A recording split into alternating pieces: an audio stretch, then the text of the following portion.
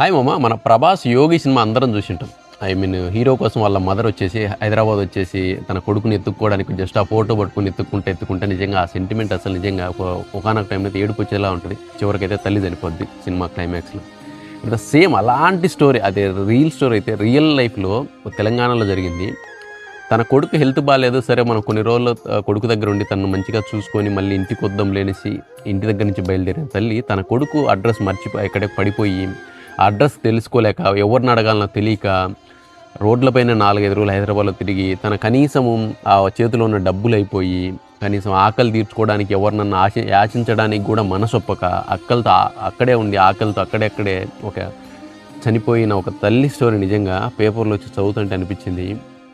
ఎంత బాధాకరం అంటే ఆ ఇన్సిడెంట్ ఫేస్ చేసిన కొడుకు ఎంత అసలు ఆ జీవితాంతము తను ఎంత రిగ్రెట్గా ఫీల్ అవుతాడు. తన కోసం వచ్చిన తల్లి తనను కనీసము తన చివరి చూపు కనీసం అంటే ఒక అనాథ శవంలాగా నడి రోడ్లపైన పడిపోయి ఆకలితో చనిపోయిందంటే అది ఎంత బాధాకరం. ఒక కొడుకుగా నిజంగా అది ఫేస్ చేసిన పరిస్థితి ఎంత ఘోరంగా ఉంటుంది.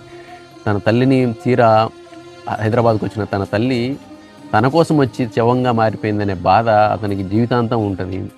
నిజంగా నాకు ఆ న్యూస్ చదివినప్పుడు అనిపించింది, అరే కొడుకే కొద్దిగా జాగ్రత్తగా తీసుకొని కనీసం తన తల్లి ఏ బస్సుకు వస్తుందో ఆ బస్సు దగ్గరికి వెళ్ళింటే బాగుండే కదా.